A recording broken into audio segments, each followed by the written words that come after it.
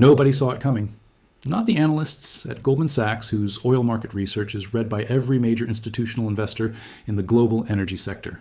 Not the OPEC watchers at the International Energy Agency, whose specific institutional mandate is to understand and predict exactly the kind of supply decisions that Saudi Arabia just made. Not the trading desks at the major oil commodity houses, whose billions of dollars of exposure to crude markets depend on their ability to anticipate the moves of the world's largest oil exporter before those moves become public. Not the energy ministers of the consuming nations, whose policy frameworks for managing energy security are built on the foundation of modeling Saudi behavior, with the most sophisticated analytical tools available to sovereign governments. Nobody saw it coming. And nobody being caught off guard by a Saudi oil move is itself a significant event, because Saudi Arabia's oil strategy has been one of the most closely watched, most intensively analyzed, most extensively modeled subjects in the global financial and geopolitical research community for decades. The number of analysts, institutions, governments, and trading operations whose specific function includes anticipating exactly what Saudi Arabia just did is extraordinary. The infrastructure of Saudi oil market surveillance is arguably the most extensive dedicated to any single country's policy decisions in any single commodity market in the world. And they were all caught off guard. That fact, the specific surprise that Saudi Arabia has just delivered to the most prepared and most sophisticated community of observers in the global market, is as significant as the content of the surprise itself. It tells you something about the nature of what Saudi Arabia just did, about the specific character of the decision whose announcement caught everyone off guard, about the gap between the analytical frameworks that the global observer community was applying to Saudi behavior and the actual strategic logic that MBS has been following, a logic whose latest expression has once again revealed itself to be operating on a different frequency from the consensus that was unanimously wrong about what was coming. What did Saudi Arabia do? Let's establish that precisely before examining why it caught everyone off guard and what it means for the specific configuration of the global energy market and the broader strategic environment in which that market is operating. Saudi Arabia has announced a surprise production increase, not the modest, graduated, carefully telegraphed adjustment that OPEC Plus production management typically involves, but a significant, unilateral, immediately effective increase in Saudi production output that will add meaningful volumes to the global oil market in the near term without the prior consultation and collective decision-making process that the OPEC Plus framework nominally requires. The scale of the increase, its specific barrel per day magnitude and its timeline for implementation, exceeds what any consensus analyst projection had placed in the probable near-term range. The specific parameters of the announcement have been confirmed through multiple official Saudi channels, verified through Aramco operational communications, and are being processed by every market participant with the urgency of a development that changes the fundamental supply assumptions on which current positions are built. The immediate market reaction has been exactly what an unexpected supply increase of this magnitude produces in a market that was not positioned for it. Oil prices move sharply, not the orderly adjustment of a market absorbing anticipated news, but the specific dislocated repricing of a market that was caught on the wrong side of a surprise, that had positions calibrated to a Saudi production trajectory that the announcement has just invalidated. The sharp price movement is the market's acknowledgement that the analytical framework it was applying to Saudi behavior was wrong, that the models, however sophisticated, however extensively parameterized, however carefully calibrated to the historical patterns of Saudi OPEC Plus management, were missing something. That something is what this analysis will examine, because understanding what the models missed is the foundation of understanding what MBS is actually doing. Let's start with what the consensus was expecting, because the gap between expectation and reality is where the strategic logic most clearly reveals itself. The consensus expectation among oil market analysts in the period leading up to the Saudi announcement was built on a specific reading of Saudi Arabia's strategic incentives in the current market environment. The reading went like this: Saudi Arabia needs oil revenues to fund Vision 2030. Saudi Arabia has been managing production carefully to maintain prices that support those revenues. The current market environment, with Russian supply disruption adding a supply premium, Iranian uncertainty adding a risk premium, and Gulf crisis tensions adding a geopolitical premium, is creating oil price conditions that are favorable for Saudi revenue without requiring Saudi production increases. Therefore, Saudi Arabia will maintain current production levels and allow the favorable price environment to deliver maximum revenue with minimum production effort. This reading was logical. It was supported by the historical pattern of Saudi production management. It was consistent with the public statements of Saudi officials whose communications had given no indication of a production increase in the immediate pipeline. And it was wrong. The reason it was wrong is the reason that Saudi Arabia's strategic logic has consistently surprised analysts who apply conventional frameworks to an unconventional strategic mind. MBS is not optimizing for the objective function that the models assume he is optimizing for. He is not maximizing short-term revenue within a production management framework.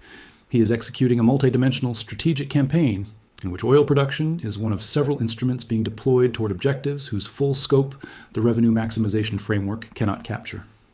What are the actual objectives that the surprise production increase is serving? Let's trace the logic carefully, because the specific combination of strategic purposes that the move serves simultaneously is the measure of its genius, and the explanation of why the analysts who were focused on any single one of those purposes missed the combination. The first purpose is market share capture at a moment of maximum competitive advantage. The Russian supply disruption documented in previous analyses is removing Russian crude from the Asian markets that have been its primary destination since the European sanctions redirect. The Iranian supply uncertainty is creating additional supply gaps in the markets that have been dependent on Iranian crude through sanctions circumvention channels. The competitive landscape for Saudi Arabia's primary export markets has rarely been more favorable for aggressive market share expansion, and a Saudi production increase deployed into this environment does not simply add supply. It fills the specific gaps that competitors' disruptions have created, displacing the premium pricing that supply scarcity generates with the specific Saudi brand of reliable, scalable, competitively priced supply that long-term relationship deepening requires. Market share capture at scale requires volume. Volume requires production. The surprise production increase is the specific instrument of the market share capture strategy that the favorable competitive landscape has created the conditions for. The second purpose is the Russia pressure dimension, the specific additional financial pressure on the Russian war economy that increased Saudi production volumes add to the already severe pressure from Ukrainian deep strikes on Russian oil infrastructure. The analysis of the Saudi price cut for Asia in the previous story established the specific mechanism through which Saudi competitive pricing pressures Russian crude revenues. The production increase amplifies that pressure through the volume channel. More Saudi crude available in Asian markets creates more competitive pressure on Russian crude pricing, reduces the premium that Russian crude can command even at sanctioned discounts, and further reduces the revenue flowing to the Russian state, whose military machine is simultaneously collapsing at the front. Saudi Arabia increasing production at the moment of Russian front collapse is not a coincidence. It is the specific economic dimension of the pressure being applied to Russia from multiple directions simultaneously. The military pressure of the Ukrainian all-out offensive, the economic pressure of the deep strike campaign on Russian oil infrastructure, and the market pressure of Saudi production increases competing for the Asian market share that Russian crude revenues depend on. The combination is the specific multi-domain pressure whose totality exceeds what any single dimension could produce. The third purpose is the OPEC Plus management dimension, the specific demonstration of Saudi Arabia's willingness to make unilateral decisions within the OPEC Plus framework that serves the same function in the coalition management domain that similar demonstrations have served throughout MBS's OPEC Plus leadership. The UAE's independent production behavior has been a recurring challenge to Saudi coalition management within OPEC Plus. The specific Abu Dhabi pattern of exceeding production quotas and positioning for independent market share that the analysis of MBS's Abu Dhabi confrontation strategy documented. Saudi Arabia making a unilateral production decision of this scale communicates to every OPEC Plus member that the framework's parameters are set in Riyadh, that Saudi Arabia's strategic decisions about production are not constrained by the coalition management process in ways that would allow other members to use that process to limit Saudi freedom of action. This communication is simultaneously a reassertion of Saudi leadership primacy within OPEC Plus, and a specific warning to Abu Dhabi that the space for independent UAE production decisions that diverge from Saudi strategic direction has been further constrained by Saudi Arabia's demonstrated willingness to act unilaterally when its strategic interests require it. The fourth purpose is the Vision 2030 positioning dimension, the specific investment in long-term relationship capital with Asian partners that the production increase, combined with the competitive pricing documented in the previous analysis, is delivering at the moment when those partners' energy security concerns are creating maximum receptivity to exactly this kind of relationship investment. Asian energy importers who are experiencing the supply anxieties of the current crisis environment, the Russian disruption, the Iranian uncertainty, the Gulf escalation, are at maximum receptivity to the specific offer that Saudi Arabia is making with its combination of competitive pricing and increased production availability. The long-term supply contracts that Asian importers are now signing with Saudi Arabia on the basis of the favorable pricing and the demonstrated supply reliability represent exactly the relationship deepening that Vision 2030's international partnership strategy requires as its energy sector foundation. The paradox that analysts focused on short-term revenue are missing is that Saudi Arabia is accepting lower per barrel revenue in the short term, specifically to secure the long-term relationship volume that produces superior total revenue over the strategic time frame that actually matters for Vision 2030's objectives. The revenue maximization framework that the consensus was applying is the wrong time horizon for the objective function that MBS is actually optimizing. Now let's examine why analysts specifically were caught off guard, because the institutional dimension of the surprise is itself analytically significant. The oil analysis community has specific institutional characteristics that make it systematically vulnerable to being surprised by the kind of move Saudi Arabia just made. The community is organized around the analysis of market signals, the specific data that oil markets generate and that models translate into price projections and production expectations. It is very good at processing known variables and historical patterns. It is structurally less equipped to process the specific kind of multidimensional strategic reasoning that produces decisions whose individual market logic appears suboptimal, but whose combined strategic logic is coherent at a level of analysis that market models do not incorporate. The specific analytical failure in this case is the failure to integrate the geopolitical, the financial architecture, and the coalition management dimensions of Saudi oil strategy with the market mechanics dimension that oil analysis focuses on. An analyst who is excellent at modeling Saudi production economics, who understands the marginal cost of Saudi production, the budget break-even price, the historical sensitivity of Saudi production decisions to price levels, will consistently miss the decisions that MBS makes for reasons that those variables do not capture. The history of Saudi oil surprises in the MBS era is a history of this specific failure recurring. The 2019 production cuts that the market didn't anticipate. The 2020 price war, whose initiation and termination both surprised the consensus. The 2022-2023 production management decisions that defied every revenue maximization projection. Each of these surprises shared the same analytical failure, the application of market logic to decisions being made on strategic logic. The reaction from major analytical institutions in the immediate aftermath of the surprise announcement has been the specific combination of revised projections and explanatory retrospective that caught-off-guard analysis always produces. The revised price projections incorporate the additional supply and update the market balance assessments that the production increase changes. The retrospective analysis attempts to construct the explanation that missed the prediction, the specific account of why the decision makes sense in retrospect, that every surprised analyst deploys to demonstrate that the surprise was predictable from evidence that was available but not correctly interpreted. The retrospective is worth examining, because the explanations that analysts are offering for why Saudi Arabia made this move reveal what aspects of MBS's strategy the analytical community is now incorporating that it was previously missing. The explanations that are appearing in the research notes and the market commentaries of the major oil analysis institutions are converging on several themes. The market share capture logic against the backdrop of Russian and Iranian supply disruption is appearing in most accounts.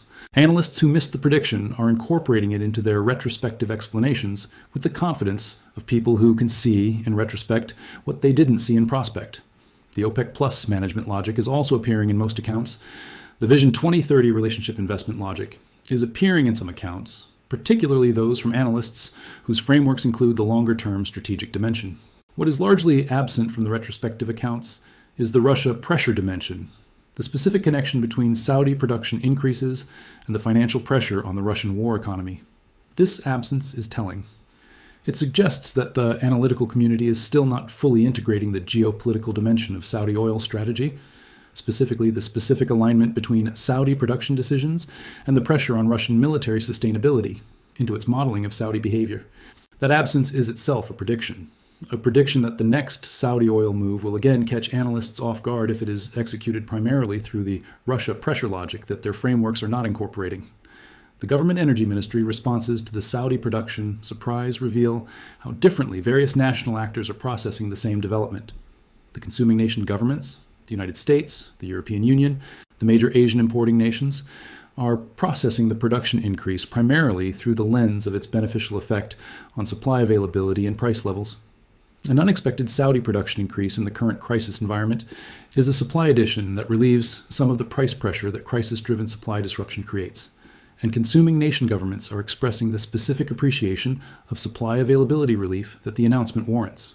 The producing nation governments, particularly Russia and Iran, whose market positions are most directly threatened by Saudi Arabia's aggressive production and pricing moves, are processing the announcement through the specific lens of competitive threat.